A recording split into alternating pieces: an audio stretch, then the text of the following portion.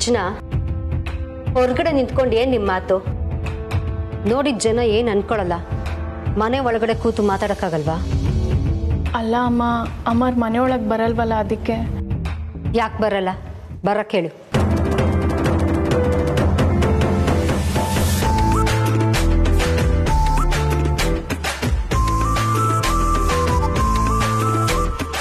ಅಮ್ಮ, ಅಮರ್ ಮನೆಗೆ ಬಂದ್ರೆ ನಿಮ್ಗೆ ಓಕೆನಾ? ಅದಕ್ಕೆ ಅಲ್ವಾ ಮನೆಗೆ ಕರಿತಿರೋದು?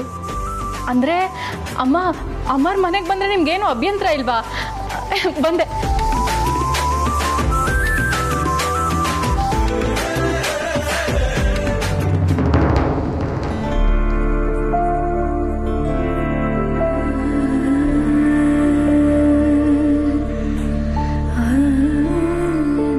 ಕಮಲಿ, ನಿಮ್ಮ ಅಜ್ಜಿ ಏನು ಹೇಳಿದ್ರು?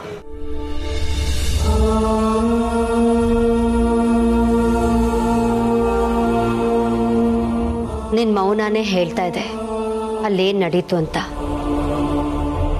ನಂಗೆ ಗೊತ್ತಿತ್ತು ಕಮಲಿ, ನೀನು ಹೋಗಿ ಮಾತಾಡಿದ್ರು ಏನು ಪ್ರಯೋಜನ ಆಗಲ್ಲ ಅಂತ. ಯಾಕಂದ್ರೆ ನಿಮ್ಮ ಅಜ್ಜಿ ಮನಸ್ಸು ಕಲ್ಲಾಗ್ಬಿಟ್ಟಿದೆ.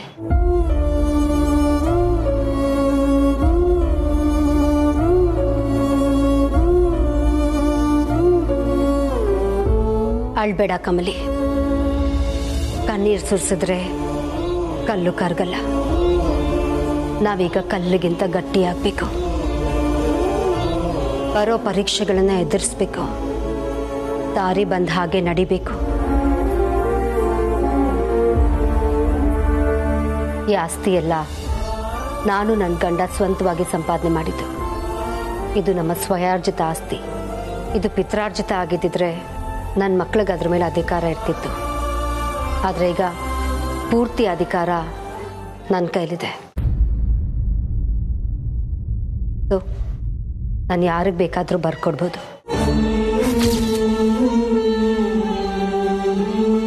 ಅತ್ತೆಮ್ಮ? ಹೌದು ಕಮಲಿ, ನನಗೆ ರಿಷಿಗಿಂತ ಮುಖ್ಯವಾದ್ದು ಯಾವುದೂ ಇಲ್ಲ. ಅವನಿಗೆ ಒಳ್ಳೇದಾಗಬೇಕು, ಅದೇ ನನ್ನ ಉದ್ದೇಶ. ಅದೇ ಥರ ತಾಯಿಯಾಗಿ ನಾನು ದೊಡ್ಡ ತಪ್ಪು ಮಾಡ್ತಾ ಇದ್ದೀನಿ. ರೋಹಿತ್ ರಚನನ್ ಬಗ್ಗೆ ಯೋಚನೆ ಮಾಡಿದೆ. ರಿಷಿಗೋಸ್ಕರ ನಾನು ಇಡೀ ಆಸ್ತಿನ ಬರ್ಕೊಡ್ತಾ ಇದ್ದೀನಿ. ಪರವಾಗಿಲ್ಲ, ರೋಹಿತ್ ನನ್ನನ್ನು ಅರ್ಥ ಮಾಡ್ಕೋತಾನೆ, ಅವನು ಸಂಪಾದನೆ ಮಾಡ್ಕೋತಾನೆ. ಇನ್ನು ರಚನಾ ಅವಳ ಜೀವನನ ಅವಳೇ ಕಟ್ಕೋತಾಳೆ.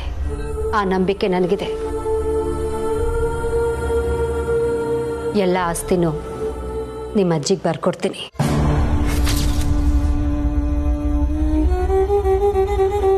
ನನಗೆ ರಿಷಿ ಬಿಡುಗಡೆ ಆಗಬೇಕು.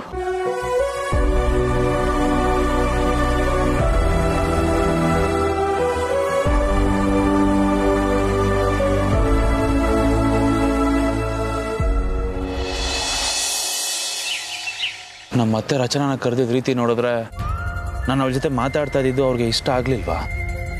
ಅಥವಾ ನನ್ನನ್ನು ನಮ್ಮ ಹುಡುಗಿನ ದೂರ ಮಾಡೋಕ್ಕೇನಾದರೂ ಯೋಚನೆ?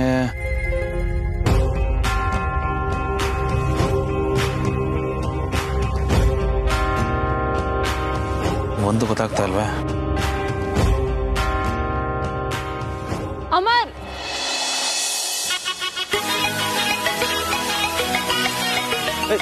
ಚೀನಾ, ಯಾಕೆ ಹಿಂಗೋಡ್ ಬಂದೆ? ಏನಾಯ್ತು? ನೀನ್ ಹೆಚ್ಚಿಗೆ ದೂರ ಎಲ್ಲೂ ಹೋಗಿರಲ್ಲ, ಇಲ್ಲೇ ಎಲ್ಲೋ ಇರ್ತೀಯ ಅಂತ ಅನ್ನಿಸ್ತು, ಅದಕ್ಕೆ ಹುಡ್ಕೊಂಡ್ ಬಂದೆ. ಬಾ. ಎಲ್ಲಿಗೆ? ಅಮ್ಮ ನಿನ್ನ ಕರಿತಾ ಇದ್ದಾರೆ ಅಮರ್. ನಿನ್ನ ಮನೇಲಿ ಕೂರ್ಸಿ ಮಾತಾಡ್ಸ್ಬೇಕಂತೆ. ಬೀದಿಲ್ ನಿಲ್ಸಿ ಮಾತಾಡೋದು ಸರಿಯಲ್ಲ ಅಂತ ಅಂದ್ರು. ಬಾ, ಮನೆಗೆ ಹೋಗೋಣ.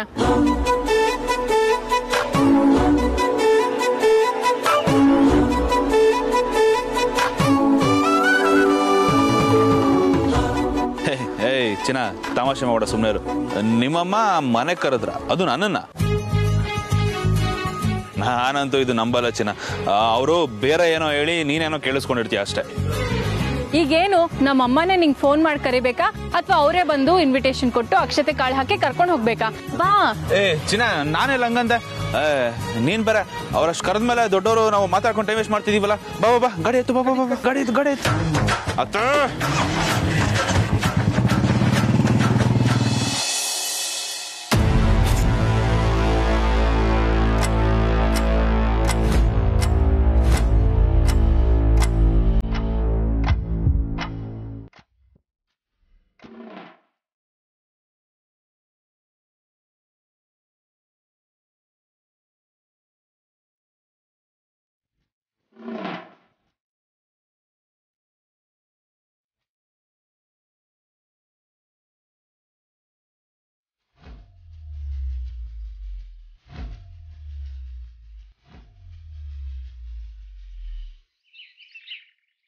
ಚಿನ್ನ ಯಾರೋ ಬಂದಿರೋ ಹಾಗಿದೆ.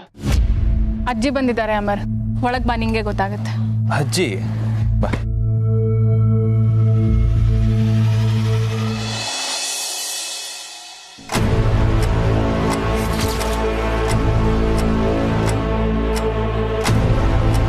ಮೇಡಮ್ ಪೇಪರ್ ರೆಡಿ ಇದೆ.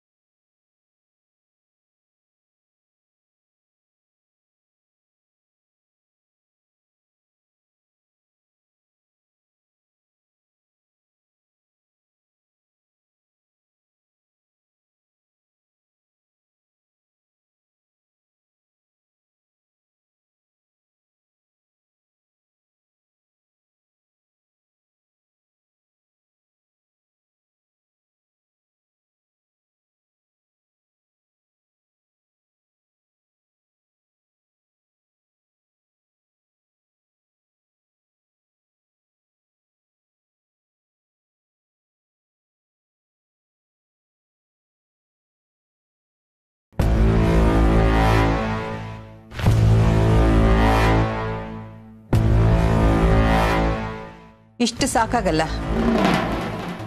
ಉಳಿದ ಪೇಪರ್ಸ್ಗೂ ಸೈನ್ ಮಾಡು. ಆಗ್ಲೇ ನಿನ್ನ ಆಸ್ತಿ ಎಲ್ಲ ನಂದಾಗೋದು.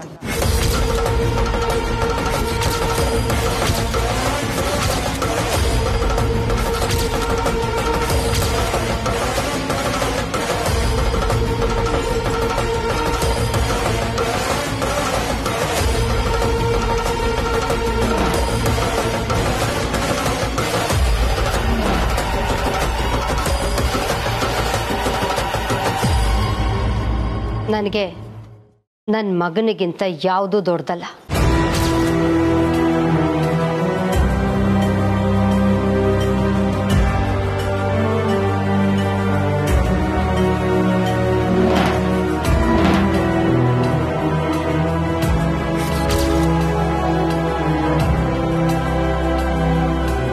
ಮುಗೀತಲ್ಲ, ಹೊರಡಿ. ಹೊರಡೋಕೆ ಮುಂಚೆ ನನ್ನ ಮಗ ಯಾವಾಗ ಬರ್ತಾನೆ ಅಂತ ಹೇಳಿ ಹೊರಡಿ.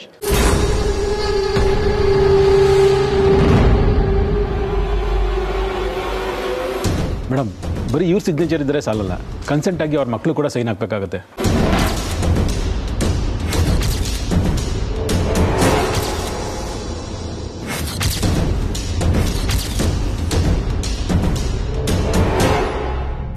ರೋಹಿತ್ ಮುಂಬೈಯಲ್ಲಿದ್ದಾನೆ, ರಿಷಿ ಜೈಲಲ್ಲಿದ್ದಾನೆ. ಇನ್ನಿಲ್ಲಿರೋದು ರಚನಾ ಮಾತ್ರ. ರಚನಾ, ನಿಮ್ಮ ಅಣ್ಣನ ಬಿಡಿಸ್ಕೊಳ್ಳೋ ಸಲುವಾಗಿ ನಾನು ಈ ಕೆಲಸ ಮಾಡ್ತಾ ಇದ್ದೀನಿ. ಹಿಂಗೆ ಒಪ್ಪಿಗೆ ಇದೆ ಅಲ್ವಾ? ಏನಮ್ಮ ಹೀಗೆ ಕೇಳ್ತಾ ಇದ್ದೀರಾ? ನಂಗೆ ಆಸ್ತಿಗಿಂತ ಅಣ್ಣ ಹೊರಗೆ ಬರೋದಷ್ಟೇ ಮುಖ್ಯ. ಹಾಗೆ ನಿನ್ನ ಗಂಡನ್ನೂ ಕೇಳ್ಬಿಡಮ್ಮ, ಅವನಿಗೆ ಒಪ್ಪಿಗೆ ಇದೆಯಾ ಅಂತ. ನಂದೊಂದು ಕಂಡೀಷನ್ ಇದೆ.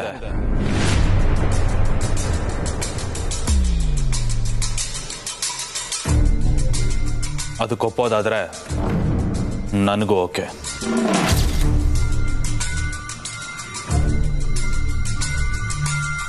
ಅದು ನನ್ನ ಹೆಂಡತಿ ಪಾಲಕ್ಕೆ ಸೇರ್ಬೇಕಾಗಿರೋದು. ಅದು ಸಿಕ್ಕಿದ್ರೆ ನನಗಿನ್ಯಾವ ತಕರಾರಿಲ್ಲ.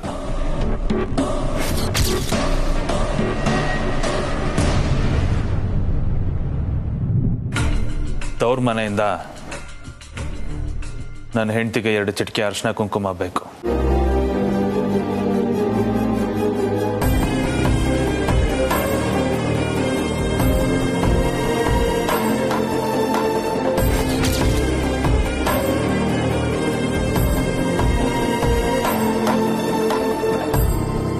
ಅದೇ ಇವಳಿಗೆ ಸೇರ್ಬೇಕಾಗಿದ್ದ ಆಸ್ತಿ. ಅಷ್ಟು ಕೊಟ್ರೆ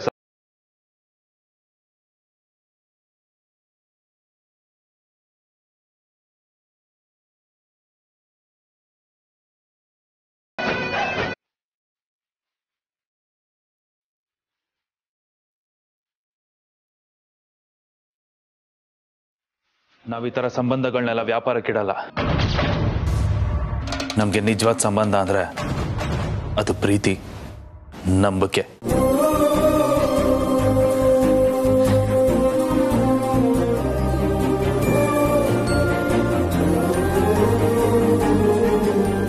ಎಷ್ಟೋ ಜನಕ್ಕೆ ಅದಿರಲ್ವಲ್ಲ, ಅವ್ರ ಕಣ್ಣಿಗೆ ಕಾಣಿಸೋದು ಆಸ್ತಿ ಮಾತ್ರ.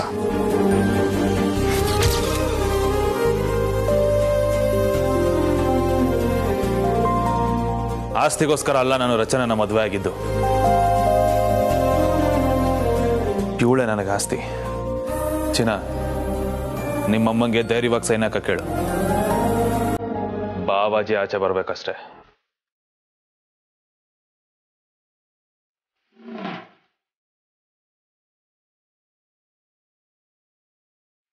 ಮೇಡಮ್, ನೀವು ಸಿಗ್ನೇಚರ್ ಮಾಡಿ.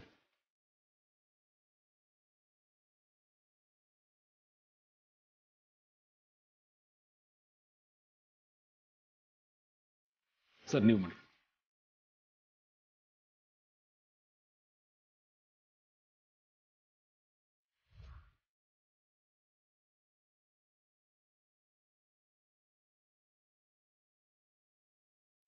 ಮೇಡಮ್, ನಿಮ್ಮ ಮಗನ ಪರವಾಗಿ ನಿಮ್ಮ ಸೊಸೆನೇ ಸೈನ್ ಆಗ್ಬೋದು. ಕಮಲಿ,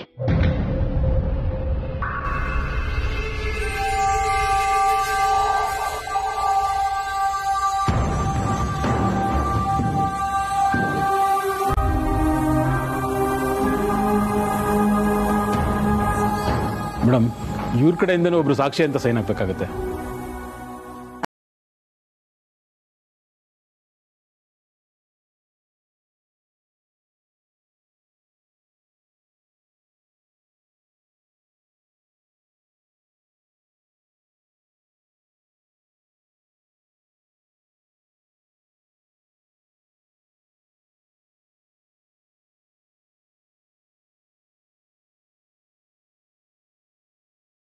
ಮಾತ್ರಕ್ಕೆ ಅವನಿಗೆ ಶಿಕ್ಷೆ ತಪ್ಪಿದ್ದಲ್ಲ.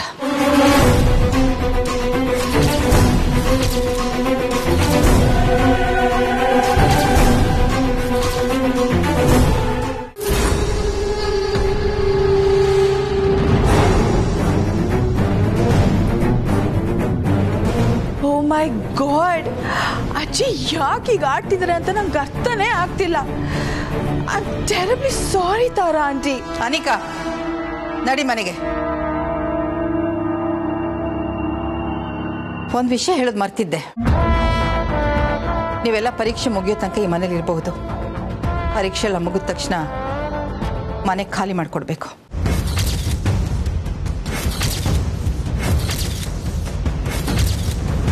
ಅರ್ಥ ಆಯ್ತಾ?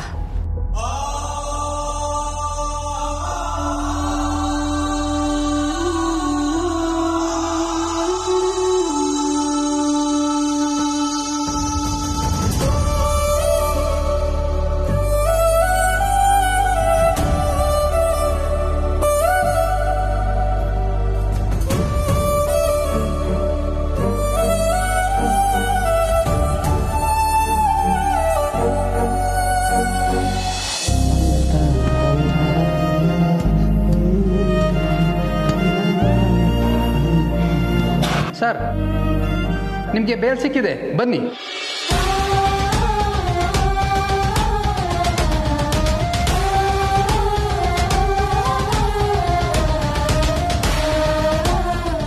ನಿಜನಾ? ನಿಜ ಸರ್, ನೀವು ರಿಲೀಸ್ ಆಗ್ತಾ ಇದ್ದೀರಾ. ನೋಡಯ್ಯ, ನಾನು ನಿನ್ಗೆ ಹೇಳಿರ್ಲಿಲ್ವಾ ನೀನು ಆದಷ್ಟು ಬೇಗ ರಿಲೀಸ್ ಆಗ್ತೀಯ ಅಂತ. ನೋಡು, ನನ್ನ ಮಾತು ಎಷ್ಟು ಬೇಗ ನಿಜ ಆಯ್ತು. ಹೊರಡು ಹೊರಡು, ನಿನಗೆ ಒಳ್ಳೇದಾಗಲಿ. Thank you sir. ನನಗೆ ಯಾಕಪ್ಪ ಥ್ಯಾಂಕ್ಸು? ಇಷ್ಟು ದಿನ ನನ್ನ ತುಂಬ ಪ್ರೀತಿಯಿಂದ ನೋಡ್ಕೊಳ್ತೀರಾ. ಒಬ್ಬ ಫ್ರೆಂಡ್, ಒಬ್ಬ ಅಣ್ಣನ ಥರ ನನಗೆ ಧೈರ್ಯ ಹೇಳಿದ್ದೀರಾ. ನಾನು ಊಟ ಮಾಡದೆ ಸಪ್ಪು ಕೂತ್ಕೊಂಡಾಗ ನನಗೆ ಬುದ್ಧಿವಾದ ಹೇಳಿದ್ದೀರಾ. ಒಟ್ಟಿನಲ್ಲಿ ನಾನು ಇಲ್ಲಿದ್ದಿಷ್ಟು ದಿನ ಮಾನಸಿಕವಾಗಿ ದೃಢವಾಗಿದ್ದೀನಿ ಅಂತ ಹೇಳಿದ್ರೆ ಅದಕ್ಕೆ ಕಾರಣ ನೀವೇ ಸರ್. ಅಯ್ಯೋ, ನಂದೇನಿದೆಯಪ್ಪ ಇದರಲ್ಲಿ. ನಿನ್ನನ್ನು ಚೆನ್ನಾಗಿ ನೋಡ್ಕೋಬೇಕು ಅಂತ ಆರ್ಡರ್ ಆಗಿತ್ತು, ನೋಡಿಕೊಂಡೆ ಅಷ್ಟೇ. ಆರ್ಡರಾ? ಹಾಂ, ಅದೇ ನಿನ್ನ ಬಾಬುಯಿಂದ ಇದ್ದಾನಲ್ಲ ಅಮರು, ಅವ್ನು ನನಗೆ ಚೆನ್ನಾಗಿ ಗೊತ್ತು. ಅವನೇ ಹೇಳಿದ್ದ ನಮ್ಮ ಬಾವಾಜಿ ಬರ್ತಾ ಇದ್ದಾರೆ, ಅವ್ರನ್ನ ಚೆನ್ನಾಗಿ ನೋಡ್ಕೊಳ್ಳಿ ಅಂತ. ನೋಡ್ಕೊಂಡೆ. ಅವನು ತುಂಬ ಒಳ್ಳೆ ಹುಡುಗನಪ್ಪ, ಮನಸ್ಸು ಬಂಗಾರದ ಹಾಗೆ. ಆದರೆ ನೋಡೋಕೆ ಸ್ವಲ್ಪ ಹೊರಟೊಟ್ಟು. ಈ ನಡುವೆ ಕಳ್ತನ ಎಲ್ಲ ಬಿಟ್ಟು ನಿಯತ್ತ ಕೆಲಸ ಮಾಡ್ತಿದ್ದಾನೆ.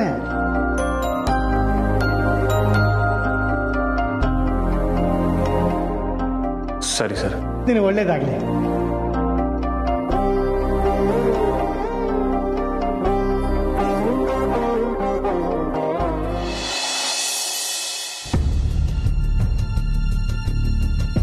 Thank you sir. ಆದರೆ ಒಂದು ನೆನಪಿಟ್ಕೊಳ್ಳಿ, ನೀವು ಬರೀ ಬೇಲ್ ಮೇಲೆ ಮಾತ್ರ ಆಚೆ ಹೋಗ್ತಾ ಇದ್ದೀರಾ. ನಿಮ್ಮ ಮೇಲಿನ ಆಪಾದನೆ ಹಾಗೇ ಇದೆ. ಸ್ಟೇಷನ್ಗೆ ಕರೆದಾಗ ಹೋಗಿ ಸೈನ್ ಮಾಡಬೇಕು. ಕೋರ್ಟಿಂದ ಜಡ್ಜ್ಮೆಂಟ್ ಬರೋ ತನಕ ಜಾಸ್ತಿ ಆಚೆ ಓಡಾಡಬೇಡಿ. ಹೊರಡಿ. ಸರ್, ನಮ್ಮ ಕಡೆ ಅವರು ನಿಮ್ಮ ಲಾಯರ್ ಹೊರಗಡೆ ಇದ್ದಾರೆ. Thank you sir.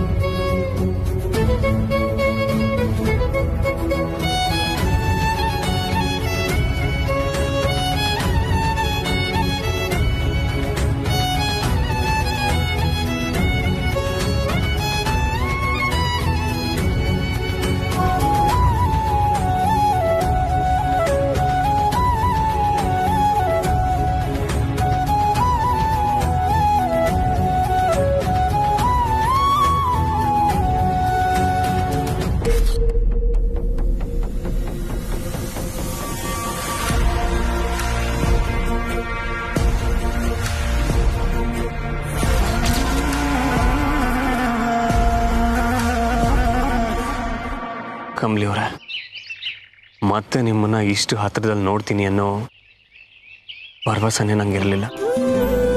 ಬಿಡ್ತು ಅನ್ನಿ ಸರ್, ನಡೆದಿದ್ದನ್ನೆಲ್ಲ ಮರ್ತು ಬಿಡಿ. ನೋಡಿ ಸರ್, ಏಟೊಂದು ಸ್ವರ್ಗೋಗಿದ್ದೀರಾ ಅಂತ. ದಯವಿಟ್ಟು ನನ್ನ ಕ್ಷಮಿಸ್ಬಿಡಿ. ಪ್ರತಿದಿನ ಅಲ್ಲಿಗೆ ಊಟ ಕಳ್ಸೋಕ್ಕೆ ಪರ್ಮಿಷನ್ ಇರಲಿಲ್ಲ. ಪರವಾಗಿಲ್ಲ ಕಮಲಿ ಅವರೇ. ಹೌದು, ನಮ್ಮ ಲಾಯರ್ ಗುಪ್ತಾ ಅವ್ರು ಯಾಕೆ ಬರಲಿಲ್ಲ? ಇಲ್ಲ ಸರ್, ಅವ್ರ ಊರ್ನಾಗಿರಲಿಲ್ಲ. ಪಾಪ, ಅಪ್ಪ ಅಮ್ಮ ನನ್ನ ಬಿಡಿಸ್ಕೊಳ್ಳೋದಕ್ಕೆ ಅದೆಷ್ಟು ಕಷ್ಟಪಟ್ಟರು. ನನ್ನಿಂದ ಅವ್ರಿಗೆ ಅದೆಷ್ಟು ತೊಂದರೆ ಆಯಿತು ಏನೋ. ಹಂಗೆಲ್ಲ ಏನೂ ಇಲ್ಲ ರಿಷಿ ಸರ್. ಎಲ್ರಿಗಿಂತ ಸ್ಯಾನೆ ಕಷ್ಟ ಅನುಭವಿಸ್ತವ್ರು ನೀವು. ನನ್ನ ಕೈಲಿ ನಿಮ್ಮನಿಗೆ ನೋಡೋಕ್ಕಾಗ್ತಿಲ್ಲ. ಬನ್ನಿ, ಮೊದಲು ಮನೆಗೆ ಹೋಗುಮ್ಮ.